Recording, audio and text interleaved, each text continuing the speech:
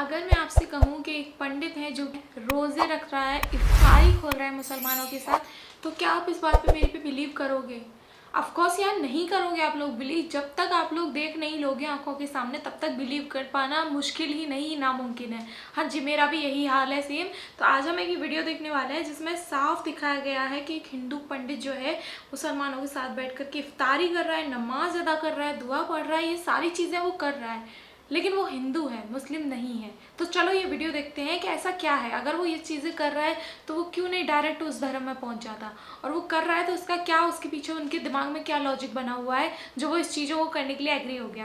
तो चलो वीडियो करते हैं हम लोग स्टार्ट। लेकिन हाँ, उससे पहले आप लोग चेक कर दीजिए, अगर आपने मेरे चैनल को अब तक सब्सक्राइब नहीं किया तो प्लीज़ सब्सक्राइब कर देना, वरना बहुत अच्छे अच्छे वीडियोज़ आप लोग मिस कर रहे हो।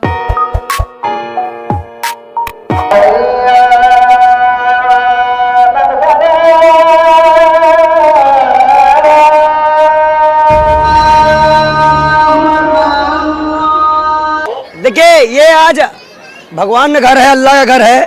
यहाँ से तो मैं एक आवाज़ लगा दूं कि आप आवाज़ नहीं दबा सकते, चाहे आप उठाओ, चाहे जेल में डाल दो। भाई हमारी आवाज़ तब बंद होगी जब तक हम मरेंगे नहीं। या तो आप जान से मार दो या तो आवाज़ हमारी बोलने दो। आपकी वीडियो आप तो नमाज अदा कर रहे थे बैठ के जामा मस्जिद में। देखिए, हमने अल्लाह से दुआ मांगी है हिंदुस्तान के लिए। हम उस परंपरा को मानते हैं, हम पूजा, नमाज, कुरान हर कुछ करते हैं। आपने मेरे घर में देखा, कुरान मेरे घर पे रखी है, गीता मेरे घर पे रखी है। यही तो हिंदुस्तान है। यही हिंदुस्तान है जहाँ टोपी और दाढ़ी ऐसे चलते हैं। है कोई ऐसा, बताइए कोई देश है? लोग तो बोलेंगे आपने धर्म ही बदल लिया। अब लोगों का काम वसीम रिजवी धर्म बदल सकता है भैया। लोगों का ये आपका क्या कहते हैं, मेरे समझ में नहीं आता कि आप पत्रकार लोग पंडित ने नमाज अदा करी। अरे नमाज अदा करने जामा मस्जिद में। मैं क्या कह रहा हूँ, अदा करने के परफॉर्मा दूसरे हैं और एक दुआ मांगने के परफॉर्मा दूसरे हैं, ठीक है। पर आपके ऐसे गुप्त स्रोत कौन से हैं जो बता देते हैं कि आप मतलब जिन्ना के मजार पे या पाकिस्तान बिरयानी खाने प्रधानमंत्री गए थे, नमाज अदा करने गए थे नियत बांध के? जवाब दीजिए ना। तो ये सवाल उनसे क्यों नहीं करते जो कि एक जगह से नफरत फैला रहे हैं? अब ये सवाल उनसे होना चाहिए था, हमसे क्यों कर रहे हैं? नबी का जमाना याद करे, गुर्बत का जमाना याद करे, उनका संघर्ष याद करे, कैसे पतजूती में खून भर जाता है। ना इस जमीन से कोई हटा सकता है, ना इस जमीन से कोई भगा सकता है। ये जमीन मेरी है और मेरे बाप की है। इस जमीन में पैदा हुए, इसी जमीन में पैदा हुए हम, इसी जामा मस्जिद पे, और इसी हिंदुस्तान की जमीन पे ये जामा मस्जिद है। इसी हिंदुस्तान में हम पैदा हुए हैं और जब तक जिंदा रहेंगे बार बार कहते हैं हम पंडित और मौलाना कि बार बार सवाल करते रहेंगे, बार बार जनता के मुद्दों को उठाते रहेंगे। तो हम करते रहेंगे। अगर इसे गुनाह माना जाता है सरकार में तो गुनाह करते रहेंगे। पंडित जाके जामा मस्जिद में धर्म परिवर्तन कर लिया, इस्लाम नमाज अदा कर रहा है। कौन विजय पंडित? कौन संप्रदाय का योगी है वो? आज ये जो मरासा दिखाते हैं सोशल मीडिया पे, अरे इनकी क्या औकात है? ये बचकूड़ा सा इतना सा नमाज पढ़ा है जामा में। कौन पढ़ाएगा? विजय पंडित पढ़ा। इसको पूछो, खुद कुछ पढ़ना आता है इसको विजय पंडित को? अरे शर्म आनी चाहिए इसको कि बोधी रखकर भगवा पहनकर नमाज पढ़ा रहा है। नकली लोगों को मैं कहना चाहती हूँ, एक के होकर चलो। या तुम सनातन के रहो, भगवा पहनो, बोधी रखो, सनातन के हमारे बच्चे हो, या तुम अपनी नोनिया कटवा लो, नोनिया कटवा के इस्लाम कबूल कर लो, हमें कोई दिक्कत नहीं है। तो कोई हमें इनके चार चाटुकारों के जाने से, जयचंदों के जाने से रत्ती भर भी दिक्कत नहीं है। अगर ये हमें संदेश दे रहे हैं कि नहीं हम हिंदू मुस्लिम सिख ईसाई भाई, सिख और हिंदू भाई तो हो सकते हैं, हिंदू मुस्लिम भाई हो सकते हैं। नहीं हो सकते। मैं मक्का मदीना चलो जल चढ़ाने, मैं जिस दिन तुम मुझे मक्का मदीना जल चढ़ाने ले जाओगे, याद रखना उस दिन से मैं हिंदू मुस्लिम भाई हिंदू मुस्लिम भाई करना शुरू कर दूं। दुनिया में देखते कि वर्ल्ड वॉर पहला और सेकंड में जितने लोग नहीं मारे गए उतना रिलीजन के नाम पे मारे गए लोग। समझो हिंदू मुस्लिम है या ईसाई मुस्लिम है सारे वर्ल्ड में, तो ये गलत नहीं है। और दूसरा एक बात बताने का है कि कई सालों पहले जब अयोध्या का वो हो गया था तो जाकिर नायक ने मुझे बताया था कि अगर कोई हिंदू है मदद चाहता है तो मैं करेगा, हम लोग तभी मुझे बोला था। तो यही असली भाईचारा है ये आलमी। महेश मेहता भाई जो है माशाअल्लाह हमारे इदारे, जब इदारा शुरू हुआ था 1991 में, उस वक्त से माशाल्लाह आ रहे हैं। और उस वक्त जो कोई हमारे लाइब्रेरी में से सबसे ज़्यादा जो वीडियो कैसेट लेता था, कोई मुसलमान भी इसका मुकाबला नहीं कर सकता था माशाल्लाह। आज वो कह रहे कि रिटायर्ड है लेकिन टायर्ड नहीं है। रिटायर्ड है लेकिन टायर्ड नहीं है माशाल्लाह। अभी भी हर कॉन्फ्रेंस में हमारे आते हैं और अक्सर सवाल पहले पूछते हैं और कहते हैं कि मैंने उस वक्त कहा था और अब भी कहता हूँ, अगर कोई हिंदू की मदद करना, हर इंसान की मदद करना फ़र्ज़ है, चाहे हिंदू हो या ईसाई हो या मुसलमान हो।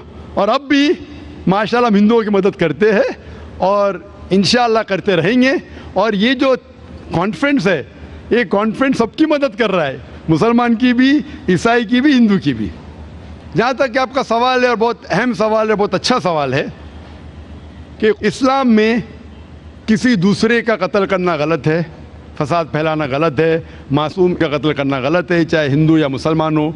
लेकिन आज की तारीख में धर्म की बुनियाद पर कत्ल हो रहा है हिंदू मुस्लिम में, और इतना कत्ल हो रहा है कि जितना वर्ल्ड वॉर 1 और 2 में नहीं हुआ।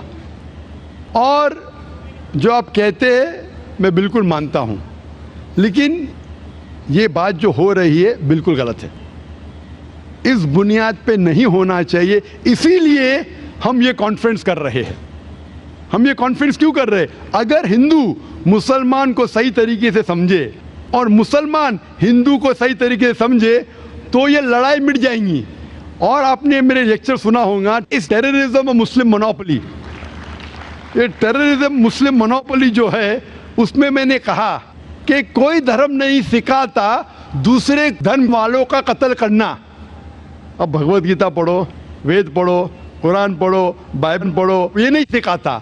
लेकिन मेरे नज़दीक ये मोनोपोली जो टेररिज्म की है वो है पॉलिटिशियनों की।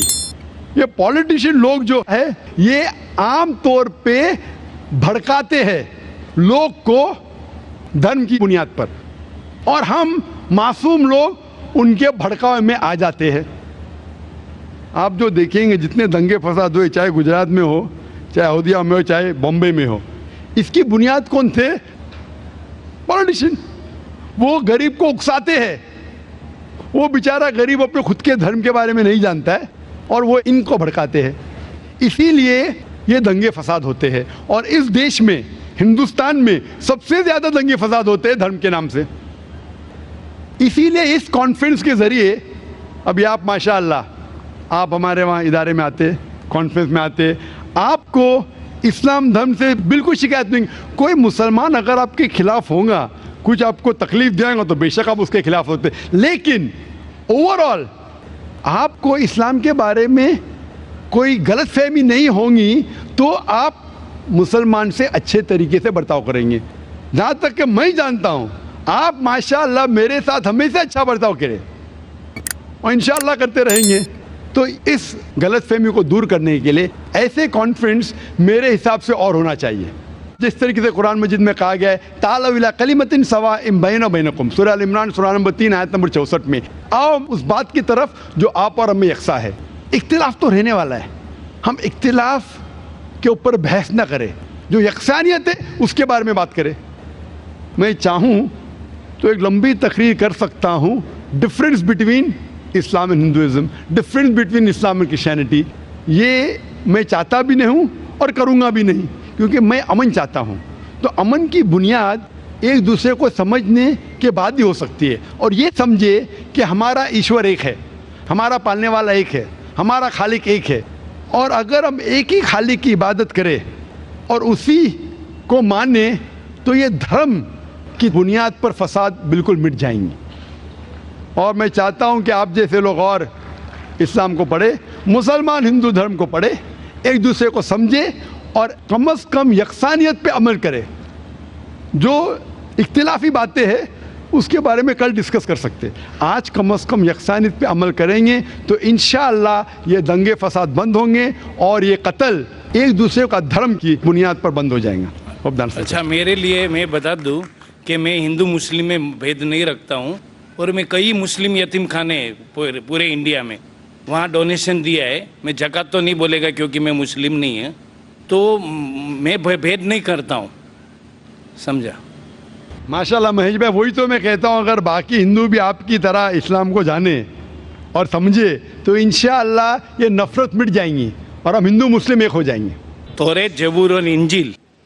तौरेत मूसा अलैहिस्सलाम पे नाजिल हुआ, दाऊद अलैहिस्सलाम पर ये कौन सा तो जबूर, हाँ, और इंजील ईसा अलैहिस्सलाम पे नाजिल हुआ। तो अभी ये तीनों क्यों फॉर्म में नहीं है, मतलब है क्यों नहीं? कुरान है तो उसको मिक्सअप कर दिया लोगों ने, और उसका फॉर्म क्यों नहीं है अभी? भाई साहब ने अच्छा सवाल क्यों पूछा। नहीं है वो किताब अभी? भाई साहब ने अच्छा सवाल पूछा कि अल्लाह ने नाजिल किया तोरा, फिर जबूर, फिर इंजील, अब ये सब क्यों नहीं, सिर्फ कुरान क्यों? भाई साहब जब बुक का एडिशन निकलता है ना, first edition, second edition, third edition, तो सिर्फ लेटेस्ट एडिशन लगते, पुराने एडिशन छोड़ देते, क्योंकि जो मेन सारी किताबों में, सारी वही में बुनियादी बात वही थी, एक खुदा को मानो, उसकी इबादत करो, ना उसकी कोई प्रतिमा है ना कोई मूर्ति है। लेकिन जो माइनर पॉइंट्स थे, किस तरीके से नमाज पढ़ना शायद तब्दीली हुई, थोड़ा खाने में हलाल था, कभी हराम हुआ, ये थोड़ी बहुत बात बदलते गए, क्योंकि लोग ने इस किताब में मिलावट की। जब वही में मिलावट आने लगी तो अल्लाह ने एक नए पैगंबर को भेजा, फिर से उसको साफ करके। लेकिन जब अल्लाह ताला ने सोचा कि ये वक्त अभी सही वक्त है, आप पूछेंगे अल्लाह ताला ने कुरान क्यों नहीं सबसे पहले भेजा, तो मैं ये जवाब दूंगा, अल्लाह ताला जानते थे कि इंसानियत उस वक्त तैयार नहीं थी कुरान को हासिल करने के लिए। 1400 साल पहले अल्लाह हमारा खालिक है, उन्हें जब यकीन हुआ कि ये वक्त सही है नाजिल करने के लिए, उनने कुरान नाजिल की। और जब नाजिल किया, उसमें लिखा है सूरह हिजर में सूरह नंबर 15 आयत नंबर 9 में कि अल्लाह ताला ने कुरान नाजिल की और अल्लाह ताला इस कुरान मजीद की हिफाजत करेंगे। इसके बाद कोई भी इस कुरान मजीद में मिलावट ला ही नहीं सकता है, आप कितनी भी कोशिश करो, क्योंकि आज की तारीख में लाखों लोग कुरान को अपने मेमोरी में उतार चुके हैं। यहाँ दुनिया में कई हुफ़ाज़ है, लाखों हुफ़ाज़ है जो कुरान मजीद को अपने दिमाग से फिर से दोहरा सकते हैं। They know the Quran by heart. कितनी भी कोशिश करो, आज की तारीख में अगर आप सारे कुरान मजीद को जला भी देंगे नऊज़-बिल्लाह, फिर भी मुमकिन नहीं कि कुरान को आप ख़त्म कर सकेंगे, क्योंकि अल्लाह ताला का वादा है कि कुरान को मैंने नाजिल किया हूँ और मैं इसकी हिफाजत करूँगा। इसीलिए इसके बाद कोई भी कुरान नहीं आने वाला, कोई भी नई वही नहीं आने वाली। इसीलिए अल्लाह ताला फरमाए कि आखिरी वही की हिफाजत करेंगे, क्योंकि ता क़यामत हर इंसान के लिए एक इंस्ट्रक्शन मैनुअल मौजूद है। आखिरी जवाब था वाखिर दावाना अल्हम्दुलिल्लाह रब्बिल आलमीन। और अंकल ने बहुत अच्छी बातें बोली कि मैं हिंदू होने के बाद भी मुस्लिम जो आश्रम होते हैं उन पे डोनेट करता हूँ, ये बात मेरे को बहुत अच्छा लगा। और एक जाकिर नायक का बहुत अच्छा रिप्लाई था कि जो अक्सा है, मतलब जो मिलते जुलते चीजें हैं, एक जैसी चीजें, हाँ, एक जैसे होते हैं, ठीक है, तो उनको पढ़ना चाहिए हर रिलीजन वाले को, ठीक है, फॉलो करना चाहिए। हाँ, और दूसरों के भड़कावे में आने से क्या है, बस लड़ाई होगा और कुछ नहीं होगा। आप दूसरी कम्युनिटी को कुछ बोलोगे, फिर उधर से रिप्लाई आएगा, ये ऐसे ही चलता रहेगा, जो कि आजकल इंडिया में बहुत ज्यादा ऐसा हो रहा है, आप देख ही रहे होगे, ठीक है, जो इंडिया से हैं, ठीक है, जो नहीं है वो भी आप लोग न्यूज में देखते ही होगे, ठीक है। तो ये चीज थी बहुत। कितनी अच्छी बात बोलते हैं डॉक्टर जाकिर नाइक सर हर वीडियो पे कि हिंदू मुस्लिम सिख ईसाई जो भी है वो सबको साथ में रहना चाहिए, लड़ाई झगड़े मत करो। और एक चीज बोले कि हम हिंदू हो या जो भी अलग रिलीजन का हो, सबकी हम मतलब सपोर्ट करेंगे, मदद करेंगे। हाँ, ये चीजें कितनी अच्छी बोले हैं ये अपने वीडियो पे। ये वीडियो देख के कोई भी ऐसे सोच कैसे सकता है कि ये गलत चीज बोलते हैं, कितनी अच्छी बात बोले। और आगे जो पंडित जी थे वो उनको भी देख के उनका जो सोच है ना वो बहुत ही अलग ही लेवल का है। वैसे इंसान तो बहुत होने चाहिए देश में, तो क्या है, देश का और ग्रोथ होगा, तरक्की होगा। क्योंकि यार इतनी अच्छी चीज थे, वो जाके वहां पर क्या बोलते हैं, दुआ कर रहे थे। नमाज नहीं, नमाज पढ़ना अलग हो जाता है और दुआ करना अलग हो जाता है। तो लोग जैसे कि वो रिपोर्टर ही नहीं समझ में आया कि वो बोल रहे थे कि नमाज पढ़ रहे हैं, ठीक है, तो दुआ करना और नमाज पढ़ना एक अलग ही लेवल हो जाता है। जी बहुत ही प्यारी वीडियो सी ना, ਤੇ ਡਾਕਟਰ ਜ਼ਾਕਿਰ ਨਾਇਕ ਨੇ ਬਹੁਤ ਹੀ ਵਧੀਆ ਤਰੀਕੇ ਨਾਲ ਸਮਝਾਇਆ ਨਾ ਵੀ ਸਾਰੇ ਹਿੰਦੂ ਮੁਸਲਿਮ ਇੱਕ ਨੇ ਨਾ, ਉਹ ਵੀ ਹਿੰਦੂ ਵੀ ਕੁਰਾਨ ਪੜ੍ਹਨਾ ਤੇ ਜਿਹੜੇ ਮੁਸਲਮਾਨ ਨੇ ਉਹ ਵੀ ਉਹਨਾਂ ਦੀ ਗੀਤਾ ਪੜ੍ਹਨਾ ਨਾ, ਤੇ ਸਾਰੇ ਲੋਕ ਜਿਹੜੇ ਉਹ ਅਮਨ ਚਾਹੁੰਦੇ ਨੇ। ਡਾਕਟਰ ਜ਼ਾਕਿਰ ਨਾਇਕ ਨੇ ਇਹ ਕਿਹਾ ਵੀ ਅਮਨ ਹੋਇਆ ਤੇ ਫਿਰ ਦੰਗੇ ਫਸਾਦ ਕਿਹੜੇ ਉਹ ਧਰਮ ਦੇ ਨਾਲ ਨਹੀਂ ਹੋਣਗੇ। ਜੇ ਕੋਈ ਸਾਰੇ ਨੇ ਇੱਕ ਦੂਜੇ ਨੂੰ ਚੰਗੀ ਤਰ੍ਹਾਂ ਜਾਣ ਲੈਣਗੇ ਨਾ, ਤੇ ਤੁਹਾਨੂੰ ਵੀਡੀਓ ਕਿਵੇਂ ਲੱਗੀ? मुझे अच्छा लगा। और स्टार्टिंग वाली बात तो ये है, पता है कहाँ पे चिढ़ होती है, मैं आप लोगों को बता देती हूँ कि देखो ठीक है, आपके जो धर्म है उसमें लिखा हुआ है कि भाई आप जय श्री राम नहीं बोल सकते, अल्लाह अकबर मतलब अल्लाह ही सबसे बड़ा है, उससे ऊपर आप किसी को मान ही नहीं सकते, कोई है ही नहीं है ना। लेकिन हिंदू बोलते हैं जय श्री राम। अब यहाँ पे बात अड़ जाती है कि एक हिंदू तो मुसलमान के लिए अस्सलाम वालेकुम करने के लिए तैयार रहता है, हमेशा तैयार रहता है, लेकिन वहीं दूसरी तरफ जो सबसे बड़ी अफसाद की जो जड़ है वो ये है कि मुसलमान कभी भी हिंदू के लिए नमस्ते का रिप्लाई नहीं करता है। अब उनके धर्म के हिसाब से वो अपने धर्म पे बिल्कुल बोलते हैं ना अटल रहते हैं कि कुछ भी हो जाए, चाहे कितने भी दंगे अफसाद हो जाए, कितनी भी लड़ाई हो जाए, हम नहीं करेंगे तो नहीं करेंगे क्योंकि हमारे में मना किया गया है। लेकिन वहीं अगर लगता है, हिंदू को लगता है कि जब हम एक कदम आगे बढ़ के उनसे हम दोस्ती का हाथ बढ़ा सकते हैं, इस तरीके से इंसानियत का हाथ बढ़ा सकते हैं, तो वहाँ दूसरी तरफ से क्यों वो अपने धर्म पे इतने अड़े रह जाते हैं। जो कि मुझे लगता है दोनों अपनी अपनी जगह सही हैं। देखो मुसलमान है वो अपनी जगह सही है कि भाई नहीं लिखा, नहीं कर सकते तो नहीं कर सकते, और वहाँ दूसरी तरफ देखें तो वो भी अपनी जगह ठीक है कि हम अगर एक कदम आगे बढ़ रहे हैं, हम अगर उसको भाई बोलने के लिए तैयार हैं, मैं अगर आपको दिन में 4 बार अस्सलाम वालेकुम कर रही हूँ तो आप पलट के मुझे एक बार भी अगर मेरे लिए कुछ अच्छा वर्ड नहीं बोलोगे तो एक ना एक पॉइंट पे आकर के मुझे डिसअपॉइंटेड होने लगेगा। मैं सोचने लगूंगी यार मैं क्यों इतना बोल रही हूँ भाई, इससे तो मैं उसके विरुद्ध ही सही हूँ, मैं इतना क्यों आगे बढ़ करके बोलना चाह रही हूँ, आगे बढ़ करके दोस्ती का हाथ बढ़ा रही हूँ, एक तरीके से अच्छे से बिहेव कर रही हूँ, जब सामने वाला ही मुझे बिल्कुल भी रेस्पॉन्स देने को तैयार नहीं है तो मेरे को क्या ज़रूरत आन पड़ी है, मैं क्यों 4 बार करूँ। लेकिन वही आप देखोगे तो उसके फ़ायदे हमें ही हैं, मेरे फ़ायदे आपको नहीं लगने वाले या आपके मेरे को नहीं लगने वाले। हर एक का 4 बार अगर अस्सलाम वालेकुम बोलेगा तो उसका फ़ायदा मेरे को ही लगेगा। तो दोस्तों ये था वीडियो काफी इंटरेस्टिंग था। ऐसे इन्फॉर्मेटिव वीडियो के लिए हमारे चैनल पे आप लाइक एंड सब्सक्राइब जरूर कर लें और अपनी कीमती राय हमारे कमेंट बॉक्स में जरूर शेयर करें और इस वीडियो को तमाम भाइयों तक जरूर पहुंचाएं ताकि उन तक भी हक और सच की बात जो है वो पहुंच सके। मिलते हैं आपसे अगली वीडियो में, तब तक आप अपना ध्यान रखें।